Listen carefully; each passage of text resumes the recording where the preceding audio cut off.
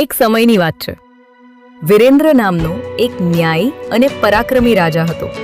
તેના રાજ્યમાં સૌ સુખી હતા, પણ રાજાનું મન ક્યાંક ખાલી લાગતું હતું. એક દિવસ તેણે વિચાર્યું, હું રોજ હજારો લોકોને ખુશ રાખું છું, પણ શું હું ખરેખર પોતે ખુશ છું?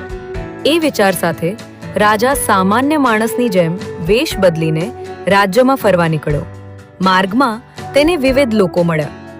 કોઈ ખેડૂત દિવસભર મહેનત કરતો હતો, કોઈ સ્ત્રી પોતાના બાળકોને શીખવતી, કોઈ વૃદ્ધ પોતાનું ઓછી કમાણીથી પણ ખુશીથી જીવન જીવતો. રાજા સમજી ગયો કે આ લોકો પાસે ઐશ્વર્ય તો નહોતું, પણ સંતોષ બહુ હતો. જ્યારે તે મહેલ પર પાછો આવ્યો ત્યારે તેણે મંત્રીને કહ્યું, મહાનતા સિંહાસનમાં નથી, મનના સંતોષમાં છે. એ દિવસથી રાજાએ પોતાની પ્રજાનું જીવન વધુ સારો બને તેવી વ્યવસ્થા કરી. ખેડૂતો માટે પાણીના તળાવો, ગરીબો માટે મફત અનાજ અને બાળકો માટે ગુરુકુલ.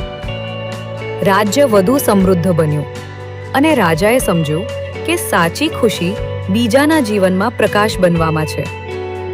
ધન સત્તા માણસને મોટો નથી બનાવતી, માનવતા અને સંતોષ જ સાચી સંપત્તિ છે.